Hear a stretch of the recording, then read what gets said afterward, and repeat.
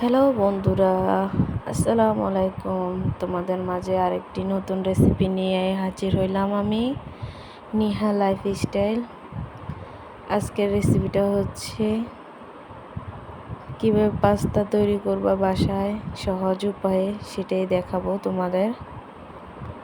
আশা করি তোমাদের ভালোই লাগবে আমার রেসিপিটা।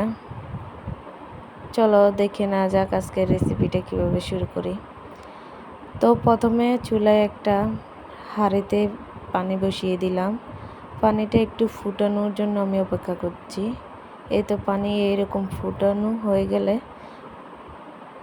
আমি এগুলো দিয়ে দিলাম 1 চিমটি লবণ। চুলার হিটটা মিডিয়াম আঁচে রেখে আমি এগুলোকে অনবরত নেড়ে ছেড়ে দিচ্ছি যেন নিচে লেগে না যায়। এই তো দেখো আমি বারবার নাড়ছি। চলো এখন দেখি মাঝে কি দিচ্ছি। নিচে এখানে 3টা পেঁয়াজ কুচি, গাজর কুচি, টমেটো কুচি, কাঁচামরিচ কুচি। চলো প্যানে চলে যাই মূল রান্নাতে। আমি প্যানে কিছু তেল দিয়ে দিলাম, তারপর পেঁয়াজ কুচি। পেঁয়াজটাকে একটু ভালো করে নেড়ে ছেড়ে ভাজা করে নিচ্ছি। ব্রাউন কালার হওয়ার জন্য আমি একটু অপেক্ষা করব। ওদিকে আমার প্রায় পাস্তাটা সিদ্ধ হয়ে এসেছে। এখন আমি আস্তে আস্তে সবগুলো উপকরণ মিক্স করে দিচ্ছি পেঁয়াজের সাথে।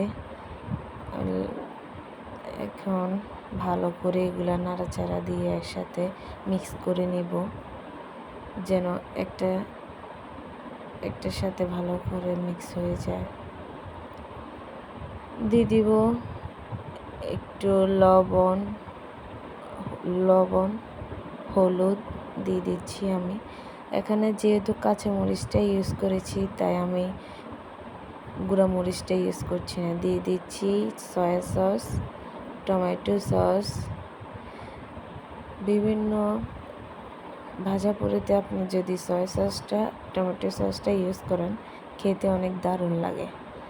তো আমি এগুলো দিয়ে এখন আবার ভালো মতো নেড়ে ছেড়ে দিচ্ছি যেন সয়া সস অ্যান্ড টমেটো সসটা ভালো করে মিক্স হয়ে যায়। এখন আমি এগুলোকে এক সাইড করে একটা ডিম ভেঙে নিয়েছি। ডিমটাকে আমি লো হিটে রেখে ভেঙেছি, তা না হলে ঝরঝরা হয়ে যাবে। এখন ভালো করে ডিমের সাথে মিশ্রণগুলো মিক্স করে নিচ্ছি। এখন আমি পাস্তাগুলো দিয়ে দিব আগে থেকে সিদ্ধ করা। এখন ভালো করে মিক্স করে নেব এগুলোর সাথে। ভালো করে মিক্স করে নিচ্ছি, দেখতেই পাচ্ছেন। আমি যেভাবে ট্রাই করছি বা বানাচ্ছি আপনারাও ঠিক ওইভাবেই বানাবেন। এখন আমি এগুলোর সাথে থাকা যে এক্সট্রা মশলাটা এটা আমি অ্যাড করছি।